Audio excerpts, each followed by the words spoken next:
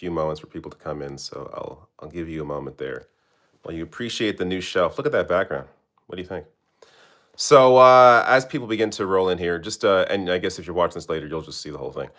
But the Wall Street Journal, which is a conservative newspaper, is reporting that the Justice Department told Trump in May that his name is among many in the Epstein files. Now, I debated whether or not to put breaking on this story because it is a breaking news story. But is this really news? I mean, are we really surprised that obviously he's in the Epstein file? I mean, obviously. So a quote here. When the Justice Department officials reviewed what Attorney General Pam Bondi called a truckload of documents related to Jeffrey Epstein earlier this year, they discovered that Donald Trump's name appeared multiple times, according to senior administration officials. In May, Bondi and her deputy informed the president at a meeting in the White House that his name was in the Epstein files. The official said many other high-profile figures were also named, Trump was told. Being mentioned in the records isn't a sign of wrongdoing. Worth noting that. But, wow. So, I, for one, am shocked at this discovery. Who would have seen this coming? Except all of the images and videos that we have of Trump and Epstein together. Clearly the reason why he doesn't want them out there. There's clearly something in there. Like the fact that those images exist, that have been, we can go back years and see them together. The fact that those exist, yet he still doesn't want these released, means there has to be something in them. Because we were all very already well aware of the fact that Trump knew Epstein based on the images and videos of them together. So there clearly is more in the files than what we already know. But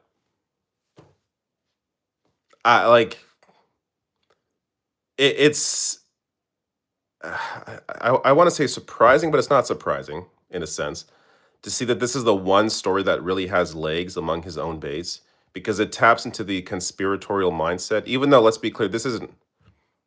I wouldn't really call this a conspiracy in the traditional or in the non-traditional sense that this is, made up. Clearly, what Epstein did happened. Clearly, those files exist. But in the sense that this was harped on by the right for so long, and they've been obsessing over this for so long, for him to now be the president and be unwilling to release for the obvious reason that he is in them and that there is some incriminating something about him in those files. Otherwise, he would just take them out or release them. Clearly something there. So there's not much else to really add to the story except for the obvious fact that the obvious is the obvious. Luckily, I did enable comments for this. Donkey Konga's is a low-key flex. Yeah. There's actually a... where's my finger? There's actually a... I did a live stream of me playing Donkey Konga a couple of years ago. I think it's on the David Dole page on my second channel. I don't think it's on this main channel. But you can find that. I played the game. It's fun. I played it when it came out, but I revisited it a couple of years ago, and it's still fun. Someone saying, what happened if you're in late? Just go watch the beginning of the video. He's in the Epstein files. Obviously. The DOJ apparently told Trump in May that he's in the files, and they have not been released for obvious reasons. So that is essentially the story. There isn't much else in terms of what is in there concerning him. But I gotta hop off soon. Just wanted to drop in and say, hey, this is happening. This is a story.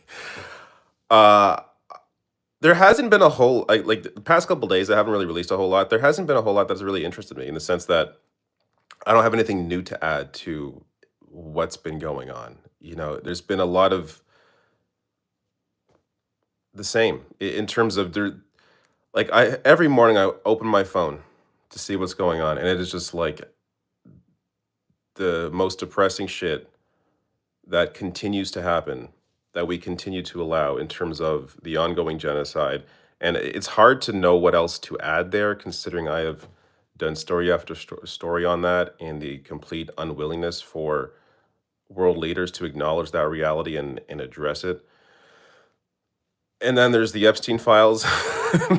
That's the other big story basically right now. But it's this may be the one thing that continues to hurt him.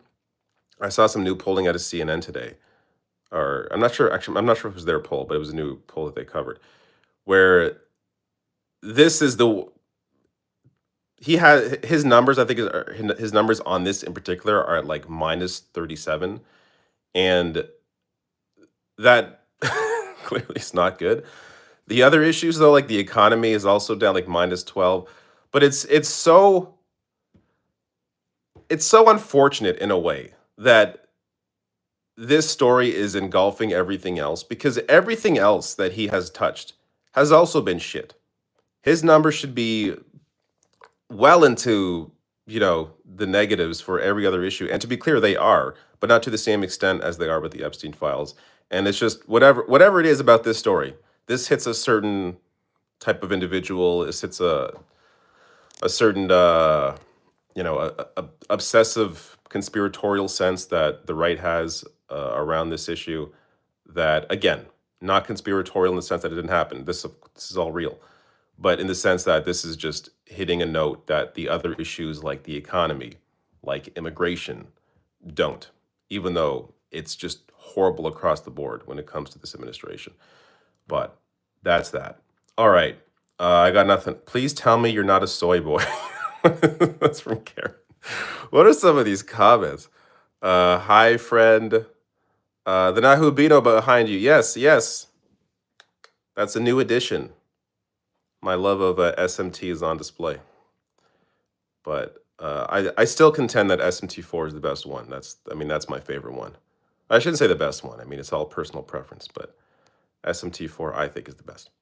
All right. I could be here all day, but I got to jump off and do some stuff. Maybe, depending what happens tomorrow, I'll have something else to put out. Let's go Blue Jays, indeed.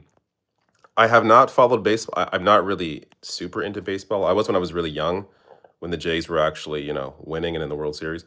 Um, but I have not really followed baseball too closely. But considering the Jays right now are on pace to not only make the playoffs, but potentially do very well, I will be following it a lot more closely.